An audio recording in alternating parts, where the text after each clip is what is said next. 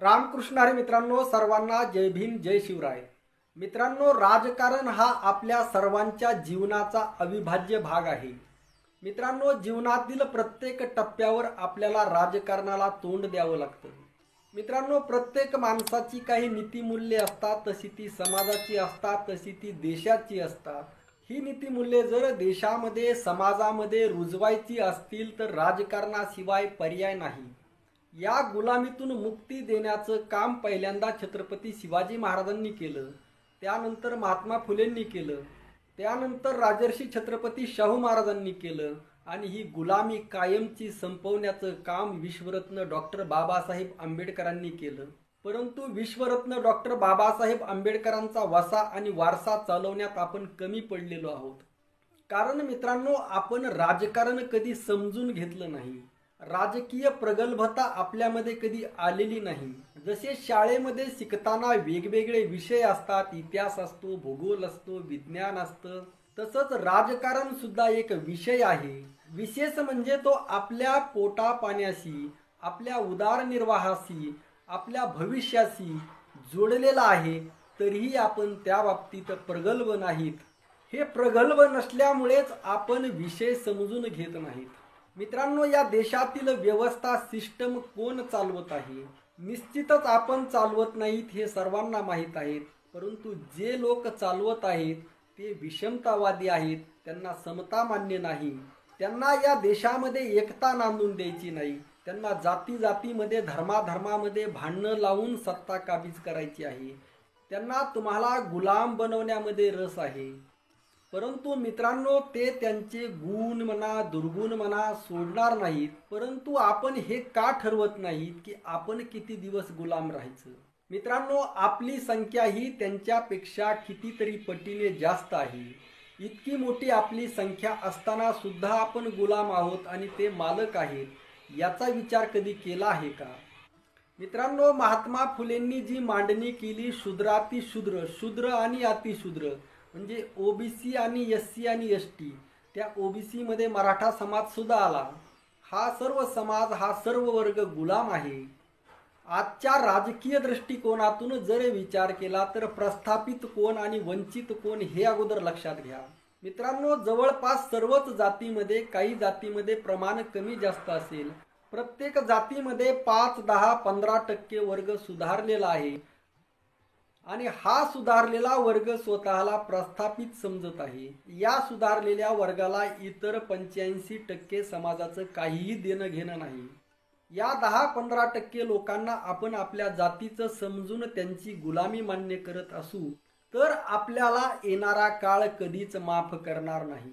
मित्रांनो, येथे जात लक्षात न घेता येथे शोषण करणारे कोण आहेत आणि शोषित करणारे कोण आहेत, प्रस्थापित कोण आहेत आणि वंचित कोण आहेत, हा फरक स्पष्ट करणं गरजेचं आहे. आणि तो फरक स्पष्ट करण्याचा दृष्टिकोन माननीय प्रकाशजी आंबेडकर साहेबांकडे आहे. त्यांच्या या सद्गुणामुळेच मी त्यांच्यावर व्हिडिओ बनवत आहे. मित्रांनो, हे लक्षात घ्या. मित्रांनो, माननीय प्रकाशजी आंबेडकर साहेबांच्या राजकारणाकडे पाहत असताना किंवा वंचित समाजाच्या राजकारणाकडे पाहत असताना एक गोष्ट लक्षात घ्या की राजकारण आणि समाजकारण जरी नाण्याच्या दोन बाजू असल्या तरी त्यामध्ये फरक सुद्धा आहे आणि तो फरक लक्षात घेणं गरजेचं आहे. अनेक जण तो फरक लक्षात घेत नाहीत, त्यामुळे इतर समाज आपल्यापासून दूर जातो. मित्रांनो, हे मी माझ्या अनुभवावरून किंवा मला आलेल्या काही कमेंटवरून सांगत आहे. मित्रांनो, एखादा व्यक्ती शिवराय फुले शाहू आंबेडकर या विचारधारेवर विश्वास ठेवून, माननीय प्रकाशजी आंबेडकर साहेबांच्या नेतृत्वावर विश्वास ठेवून जर आपल्यामध्ये येत असेल, त्याला जर समता, स्वातंत्र्यता, बंधुता व न्याय ही संकल्पना जर मान्य असेल, लगेच त्याने त्याचा धर्म, त्याची श्रद्धा सोडून यावं ही अपेक्षा काही जण ठेवत आहेत.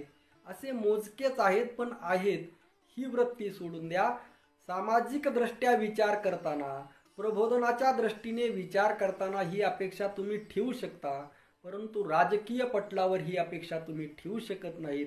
राजकीय पटलावर आपल्याला वंचित समाजाला नेतृत्व करायचं आहे आणि हे नेतृत्व करताना आज लोकशाही आहे आणि लोकशाहीमध्ये बहुमताला किंमत असते आणि हे बहुमत जर आपल्याला जोडायचं असेल तर आपल्याला सर्व समाजाला सोबत घेणं गरजेचं आहे।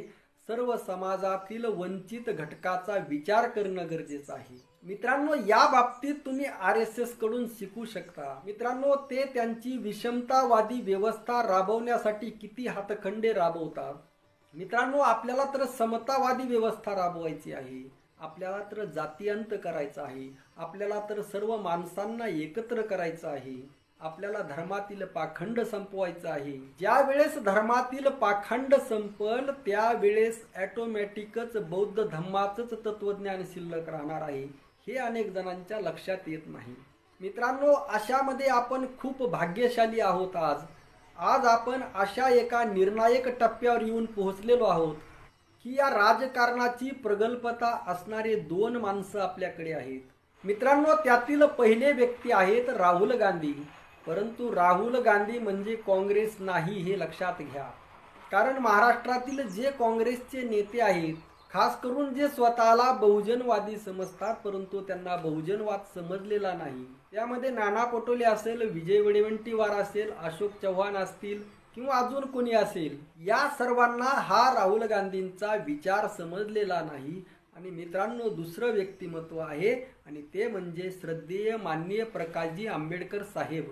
मित्रांनो, हे 2च व्यक्तिमत्व आहेत। मित्रांनो, हे 2च नेते आहेत ज्यांचा आपल्याशी आज संबंध आहे आणि जे RSS ला, मोहन भागवतला अंगावर घेऊ शकतात। त्यांना तोंड देण्याची, त्यांना सडेतोड उत्तर देण्याची आणि त्यांना पराभूत करण्याची क्षमता असणारे हे 2च व्यक्ती आहेत। परंतु मित्रांनो, महाराष्ट्रातील जे प्रस्थापित काँग्रेसचे नेते आहेत त्यांच्या मनामध्ये आडकाठी आहे। त्यांना माननीय प्रकाशजी आंबेडकर साहेबांना मोठं होऊ द्यायचं नाही। आणि मित्रांनो, नरेंद्र मोदींना तर पक्क माहीत आहे की माननीय प्रकाशजी आंबेडकर साहेब जर इंडिया आघाडीमध्ये आले तर महाराष्ट्रातील भाजपची सत्ता गेली। महाराष्ट्रातून भाजपला 5 खासदार सुद्धा निवडून येणार नाहीत। त्यामुळेच मित्रांनो, माननीय शरदचंद्रजी पवार साहेब माननीय प्रकाशजी आंबेडकर साहेबांना इंडिया आघाडीमध्ये घेण्यामध्ये उत्सुक नाहीत। यामध्ये नरेंद्र मोदींचा हात आहे का, या शंकेला वाव आहे। मित्रांनो, माननीय प्रकाशजी आंबेडकर साहेबांशिवाय काँग्रेसचा आणि राष्ट्रवादीचा पराभव फिक्स आहे।